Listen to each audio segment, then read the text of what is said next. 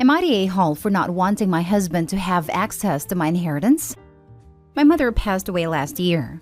The entire process is about to come to an end in just a few weeks. And for the past 6 months, my husband has been looking at a multitude of things that on a regular day we definitely can't afford. He'd have to use credit or save up for weeks or months. A person can wish for stuff or want to work towards a treat for themselves, but he hasn't made an effort to save up for these expensive purchases. Instead, he's been asking for updates on the legal process and asking how much longer it's going to take. He's even asked me several times about an estimated amount. I've given him very little to no information because at this time, things can still drastically change, with a creditor popping up and saying that money is owed or whatnot.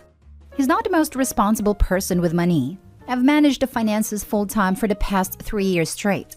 He used to manage our finances, but he has a history of sabotaging our financial goals and blowing our budgets. My intention is to use half of my inheritance to move our family into a house, then save 40% to help my children in the future, like graduations, college, trips, their first cars, etc., and have a small emergency fund, something we couldn't do before because my husband kept giving money to his side of the family to help them with bills, groceries, legal troubles, etc., draining our accounts and leading our family to homelessness 3 separate times. I understand that if it's family, you have to try and help somehow. But letting your 3 children and wife become homeless because an adult family member couldn't be responsible enough to pay their own bills or got into legal trouble is a hard thing for me to fully understand. I really don't want to wake up one day and find out that every cent has been spent behind my back. I'd like to open an account in my name and follow through with the plan I mentioned above. He has made it clear that he intends to buy a new vehicle, tech, game system, and other items just for him, not our children or to improve our family's future. When I talk about investing or saving, he says that life is too short for that. I told him that it wasn't about us. It was about our children. And his response was that when our children become adults, they should work for what they want. That statement seems backwards considering his actions of late. I know for sure that if his parents pass, we will have to pay off their debts and cover all of the unknown costs out of pocket. Financially speaking, started my marriage with my husband completely debt-free, and I have worked for years to finally get him to be debt-free as well. But over the past 10 years, he's paid off his parents' credit card and IRS debts. They live paycheck to paycheck and think saving money is pointless. I'm not sure if I'm making the right choice, but I really just want my children to have the same happy and stress-free childhood I had. Am I the a-hole? Now for the top comments. Not the a-hole. Inheritance isn't marital property, but you need to be straight up with him and tell him he isn't going to have access to it. You're gonna have to have enough spine to put your foot down. If he doesn't like it, let him leave, because it doesn't sound like he's contributing anything. This. I would also add that you should look at a financial planner/advisor to ask questions and explain the situation so you could get clear advice from a professional. But seriously, be upfront and direct that your inheritance isn't his spending money. Don't tell him when exactly you're getting the money or how much you're getting. And listen to all the other comments about keeping the account/place with the inheritance money separate with no way for him to access stuff. He is so bad with money that it has led to you and your children being homeless 3 times, and once is too much. And if he argues or complains, don't hesitate to bring this up. Some people might say not to bring up the past, but this is related to your current dilemma and just hits home how incompetent he is with finances and how he absolutely cannot be trusted with them. And don't put his name on the house deed if you do spend some of the inheritance on buying a house. Or ever allow his kin to move in, which will absolutely be tried. Not the a-hole. Leading your family to homelessness 3 separate times. I'm sorry, what? How on earth are you even entertaining the idea of giving him any kind of access to a large amount of money? Looks to me like he has told you many times what he's going to do with that money. He's going to blow it, just like he's been doing. He's going to blow the money, your investment plans, and your kids' futures. Sorry, but I'd have divorced his butt ages ago. If you hand out my money to the point of making me homeless, there's no way in hell that trust could be earned back. Next story. Am I the a-hole for moving my money to a different account after my stepmother threatened me with taking them from me? 15 female here. Stepmother and I obviously don't get along. She's been my stepmother for 1.5 years. The money that I have was in a joint account, me and my dad. but stepmother had access to the debit card and PIN number. I earned this money myself, selling handcrafted items. I broke curfew a few days ago, and she suggested that she's considering whether to take 20% of my money out of the account as a fine for punishment, and every time this happens, she will take 20% more until nothing is left. I was very upset about her threat, and decided that I should move my money before she takes it away. I logged in online, and transferred all of it to my big brother's account last night, and the next day we went to open a joint bank account with my brother, and we moved the money there. So, she doesn't have access to it anymore. So, upon learning what happened, my dad and stepmom are furious at me and my brother. Stepmom is focused on the fact that I've taken away her means of punishment, and my dad is upset that I didn't trust him enough to protect my money. He insists he wouldn't have allowed it. Stepmom has banned me from seeing my brother, which is meaningless as I don't accept her authority to do this, and my dad says he's hurt that I don't trust him, and as a result, he doesn't trust me anymore. Am I the a-hole for moving the money?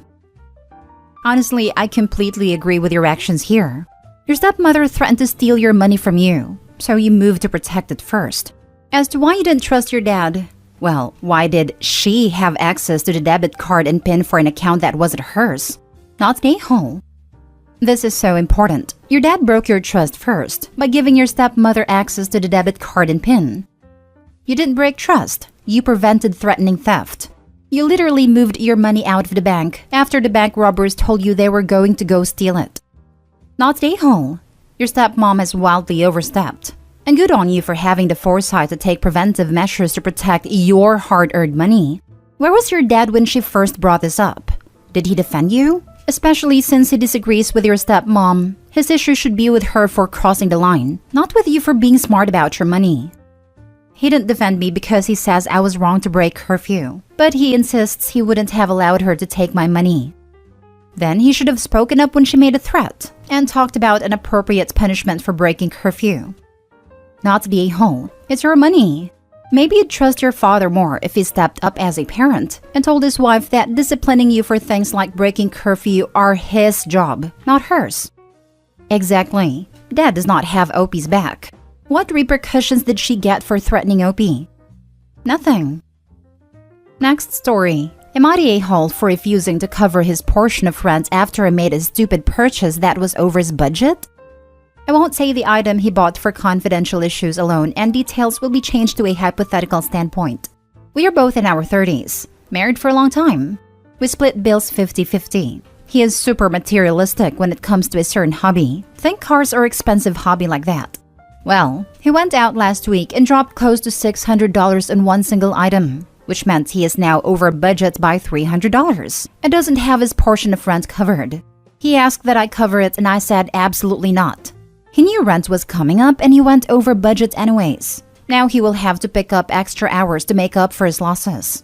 The thing is, since he got his item, he has been rushing home as soon as possible to mess around with said item, so now he doesn't want to work more hours. None of this is my problem, in my opinion. He claims this is his dream item and has wanted one of these since he was a kid. He truly does gush over it like a teenager, but still, not my problem. He says I lack understanding and should help him out this one time because he never does this, and I shouldn't be mad at him for snagging an item he had been wanting for years, after I found it much cheaper than it usually goes for. Apparently, usually this thing costs almost $1,800. I still said no. Not my problem, not my fault, and certainly not my responsibility. Am I the a-hole? Edited to add. Sorry guys, meant to include more details on his "he never does this" comment. This is not the first time he has done this, but it is the first time he's done it with this particular hobby. Prior to this, he has gone over budget multiple times while buying stuff for his other big hobby. Now for the comments. Not the a-hole, but honestly, he should be giving you his portion of the rent as soon as he gets paid, if that's how you handle your finances. It wasn't like he had an emergency. This was a planned and unnecessary expense that cost him to go over budget.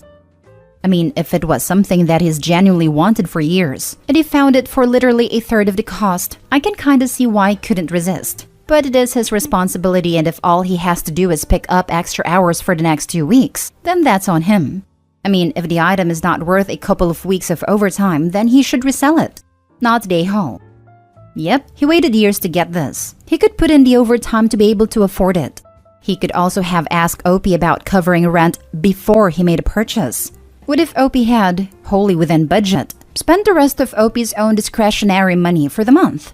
No two ways around it. He was really irresponsible about this, and continues to be by not picking up overtime to cover it. Not the a-hole, but I'm sure your landlord couldn't care less about how you budget as a couple. Landlord is going to want the rent. That's your immediate problem. Depending on your city, the strength of tenant protection laws, etc., being short on your rent 1 month can be your first step on the road to eviction. You don't want that, obviously. Your next problem is determining how to deal with a partner with so little respect for household finances. It's not just so little respect for household finances, but so little respect for her and her boundaries. He deliberately bought something which would cause him to be short on rent because he expected her to pay it, without asking. Making decisions which affect your spouse without your spouse is never the way to go. If this had been a roommate and not a wife, would he have gone ahead and made this purchase? Probably not. He decided for her that she'd be okay with it, since they're married. Everyone sucks here. He's super irresponsible, but you really sound like a roommate more than a partner here. Well, that's how I'm treated. I ask for a date night and he can't even be bothered because he wants to play with his toys, but fully expects me to jump in and cover expenses when he overdoes it. I am a roommate that he is financially dependent on when he makes stupid choices, but I've tried to be more than that, multiple times. He doesn't even kiss me anymore. What are you getting out of this relationship other than a headache and debt? I'm sure isn't half the rent. Last story.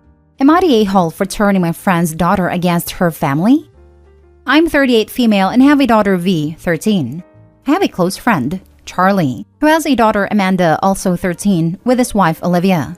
I've known Charlie for nearly 20 years, since before he was with Olivia, and while she and I have never been close, I thought we had a deep abiding respect and warmth for one another. Our kids are very close, and Charlie and his family often visit us at our homes, and when we're near where they live, we see them. At the beginning of the summer, Charlie, Olivia, and Amanda, along with their other 2 sons, came to stay with my family. They were there for 2 weeks, but when it was time to go, both V and Amanda pleaded for Amanda to be allowed to extend her stay. My husband and I were fine with this, as was Charlie, but Olivia wasn't keen. Eventually, she was convinced by Charlie, and Amanda stayed with us until about a week before school started again. Since then, Charlie has mentioned a couple of times that Amanda has asked for different kinds of food that she tried while with us, and that she's asked for a couple of expensive items. She even asked if she could try horse riding, and Charlie has joked several times about me corrupting her, but it was definitely a joke. Then, 2 days ago, I received several walls of text from Olivia. She said that since staying with us, Amanda has become divorced from reality. Olivia says Amanda now wants things they can't afford, will not help around the house, and complains about everything, from their cars to her clothes. She said that I must have spoiled Amanda by giving her expensive gifts and encouraged a superficial lifestyle. I bought her one designer item as a souvenir on a day trip we took, as I was getting one for V and it seemed unfair for Amanda to get nothing. She also said Amanda has asked to join a gym and be taken to a dermatologist and accused me of making Amanda insecure, which I absolutely did not. V has seen a dermatologist and probably mentioned it to Amanda, but I doubt it was a nasty way. Finally, she said that I had completely alienated Amanda from their family, as nothing they do seems to be good enough now. And she keeps saying that she misses being with our family and wishes she'd been born as V's sister. Apparently, Amanda said she wants to come back to ours for her school's half-term break, and that I invited her, which I did in passing, if it was okay with her parents. Olivia said as a mother I should have known better than to spoil a child that's not mine, and that it must have been my intention to turn her against us. I was hurt by what she said and told Charlie. He says she's overreacting because most of what Amanda has been saying has been directed at her mother, and Olivia is just at her wit's end. He said he'll talk to her and that I shouldn't worry, but I'm beginning to wonder if I've done something wrong. A friend of mine said she understands why Olivia would feel slighted, but even if she overreacted, am I the a-hole? All of Amanda's new behaviors honestly sound like her just being a teenager. More than likely, it has nothing to do with her extended stay with your family. It sounds to me like Olivia is frustrated and needs someone to blame, not the a-hole. That's my take. 13-year-olds are going through some phase. I don't think you're an a-hole for treating your child's friend during vacation, but I was hurt by what she said and told Charlie. He says she's overreacting because most of what Amanda has been saying has been directed at her mother, and Olivia's just at her wit's end. It's very easy for the father who isn't receiving any of the negative backlash to say that the one who does is overreacting. Of course, he doesn't think it's an issue when he's not the one having to deal with it. And now he's off putting even more pressure on Olivia, that she's doing everything wrong, and her family's now ganging up on her even more after talking to you. It's not going to play in your favor, even if you did nothing wrong. Instead, tell Charlie to be more supportive of his wife and step up and say no to his daughter's requests on his own without being asked by his wife to pitch in, so Olivia doesn't have to be the evil parent all the time. And try to ask Olivia out for lunch or coffee so you can talk about this and apologize for inviting her daughter for an extended stay during school without even checking with them first. That was an overstep on your part. But even so, no a-holes here except maybe Charlie for blaming his wife for being overwhelmed with being a single parent to their daughter. And maybe Olivia if she keeps blaming you instead of wanting to work this out. I think this is a great answer. Opie doesn't have to be an official a-hole to be able to put herself in Olivia's shoes and have some compassion for the sticky position she's in. Her 13-year-old just had a cushy summer and is now being a 13-year-old about it. Olivia may have seen this coming and hoped to avoid it, but was overruled by her husband and daughter's pushiness about it. She may be unfairly taking it out on Opie, but maybe she just needs to feel like she has an ally.